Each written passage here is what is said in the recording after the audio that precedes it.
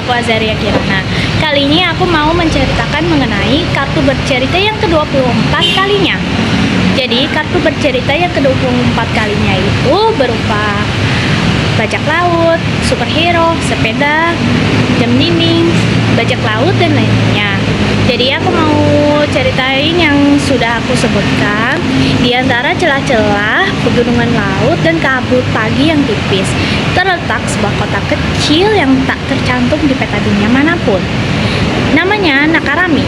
Kota ini berdiri di pesisir timur laut, seolah-olah ditanam di antara Jepang dan Korea, tapi tak pernah diklaim oleh keduanya. Nah, sebuah kota pelabuhan yang fantasi dengan percampuran budaya aksara dan kisah-kisah aneh yang tak pernah masuk berita yang paling utama. Penduduk Nakarami hidup tenang.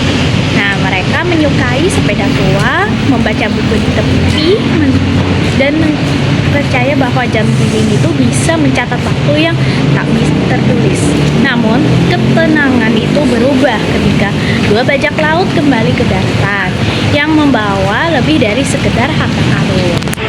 Kembalinya Zoro dan Park Hyung Sik di malam yang diterangi bulan merah. Kapal tua bersayap gagap yang berlabuh diam-diam di dermaga Nakarami. Keluar darinya dua sosok legendaris. Yang pertama adalah Zoro. Dia itu bajak laut yang satu mata dengan tiga pedang legendaris yang katanya menebus bayangan. Yang kedua itu si Park Hyung Sik. Dia itu mantan pangeran kerajaan laut yang berubah menjadi bajak laut setelah dituduh yang berkhianati oleh keluarganya sendiri. Jadi keduanya ini pernah menghilang selama 12 tahun, dikabarkan tewas saat mengejar jam dinding abadi, sebuah artefak waktu yang bisa menghentikan umur siapapun. Hayo. Namun mereka kembali dengan peta lusuhnya itu, baju compang-camping, dan satu dua benda, yaitu jam dinding kuno dengan ukuran tulisannya aneh-aneh, jarum yang berputar secara mundur. Jam ini bisik Park, tak boleh jatuh ke tangan manusia.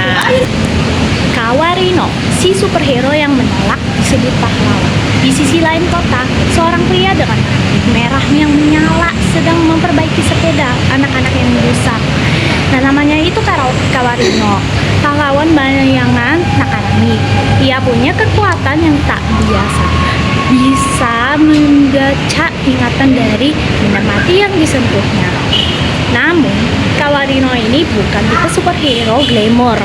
Dia tinggal di bengkel kecil, suka membaca buku puisi, dan lebih seringnya itu menolong anjing tersesat daripada mengejar penjahat.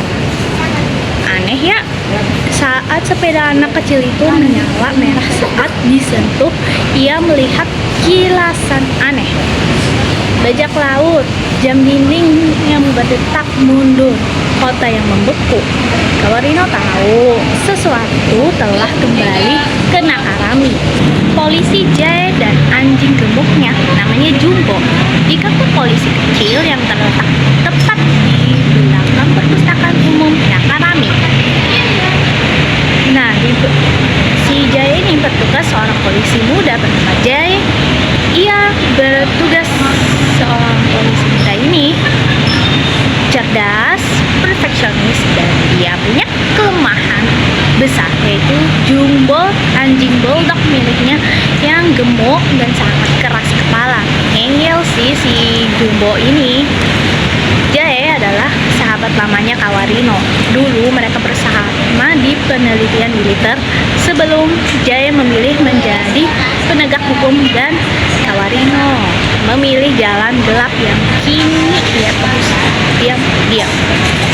Suatu laporan datang tentang dua orang yang asing dengan mencurigakan.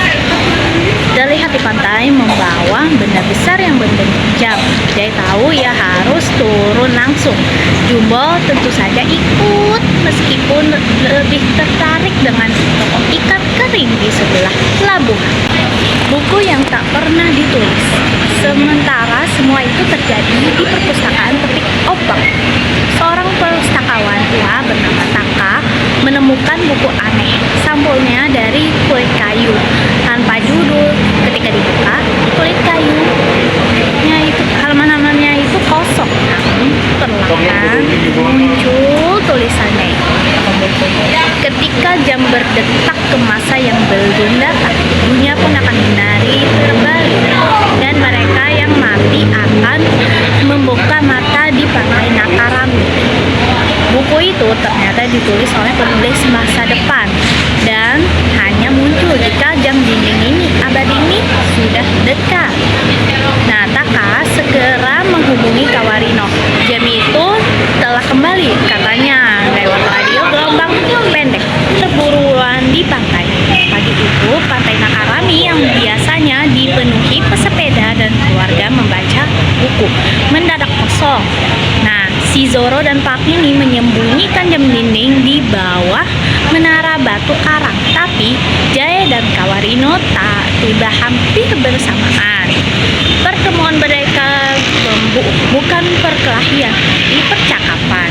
Si Jaya ini bilang, serahkan jam itu, kalian tahu benar itu bisa menghancurkan waktu kota ini. Nah, si Pak ini bilang, kami tahu karena itu kami mencurinya dari tangan musuh lama. Si Zoro tuh bilang, jam ini bukan untuk dikunci, tapi untuk dipecahkan. Tiba-tiba langit menjadi gelap, jam itu mulai bergetar. Terus jarumnya menciptakan gelombang tak yang terlihat.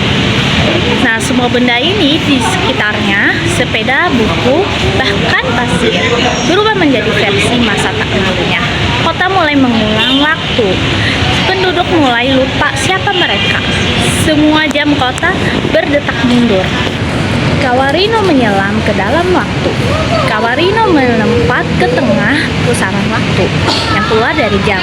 Ia menyentuh jarumnya dan terseret ke dalam ingatan jam itu sendiri. Haha, syukurin kamu, Kawarino.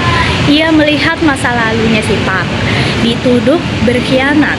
Sedangkan si Zoro ini kehilangan kapalnya karena menginginkan kekuatannya. Ia melihat asal-usul jam dinding yang diciptakan oleh ilmuwan pertama Fabelia sebagai cermin kesalahan waktu. Kawarino tuh sadar jam ini tak bisa dihancurkan, tapi bisa hanya di-reset aja. Dengan kekuatannya, ia menarik semua kenangan warga dan menanamkannya kembali lewat satu medium paling aman, yaitu buku. Ia menulis ulang sejarah di kota di buku kosong perpustakaannya. Kota baru, waktu baru. Ketika pagi berikutnya datang, warga terbangun seperti biasa. Pantai hangat, sepeda berderit, buku-buku kembali ke raknya. Tak ada yang ingin soal jam dinding, kecuali mereka yang pernah menyentuhnya. Jam itu dikubur di bawah pohon tua di taman anjing, dan di atasnya ditanam bunga matahari. Park dan Zoro pergi lagi ke laut. Kali ini bukan sebagai pencuri, tapi sebagai penjaga waktu. Jay kembali bertugas sambil memberi Jumbo diet yang gagal. Lalu si Kawarino ini membuka toko sepeda dan buku anak. Setiap buku ditulis dengan judul yang sama, Jam Dinding Pantai Nakarami, oleh penulis yang tak pernah ada. Di setiap pukul 3 sore, saat jarum jam berdetak paling pelan, angin dari laut membawa suara yang hanya bisa didengar oleh mereka yang pernah menentang waktu. Terima kasih telah mengingat. Sekian dan terima kasih.